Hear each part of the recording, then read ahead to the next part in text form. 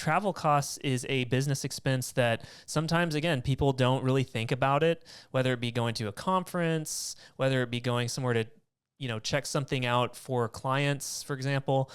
Could you give us information about deducting travel expenses and how that you've seen that work with your clients and in the travel agent industry? Yeah, absolutely. This is another one that typically scares travel agents. They think, well, I can't write off my travel, but you can. You just, again, you need to do it the legal way. But as a travel agent, we travel.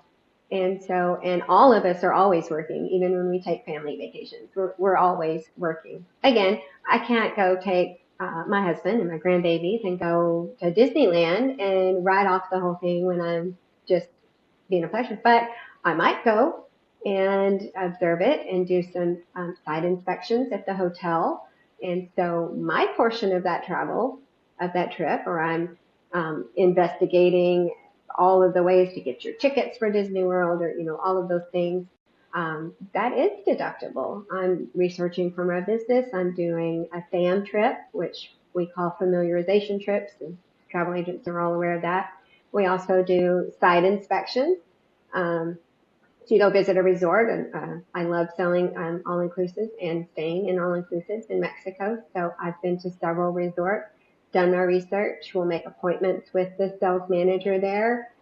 They'll give us a tour of the whole resort. They give you a lot of insider tips and contacts that are value added to our travel clients. And so that trip is written off.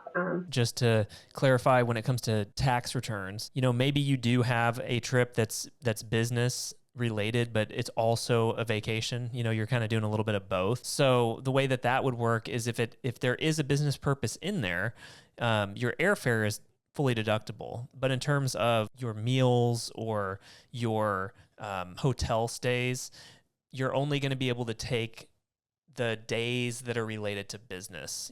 So if you're there for 2 days for a conference and then you're there a total of 5 days, so then you've got 3 days that are personal afterwards, you would be able to deduct the 2 days hotel, on those business related days, for example.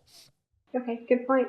Good point. And if my husband goes with me, unless he works for me, I don't get to write off his side of that either, correct? Correct. However, for small business owners, this is actually a great tax strategy that we can talk about. But if your husband was on your board, for example, or if he was, if you guys were partners in this business, for example, then all of a sudden, if you guys are going to a restaurant and you're discussing the business, you're having a business meeting, you're traveling together, and you're both going to, research and work together on this travel agent, well, then all of a sudden you can deduct your husband's piece because he's maybe an officer or on the board, you guys are partners. So in this case, that'd be a way that you could structure your business so that you can deduct each piece. If you found today's video helpful, please give us a thumbs up, consider subscribing and leaving a comment below. And as always, thanks so much for tuning in.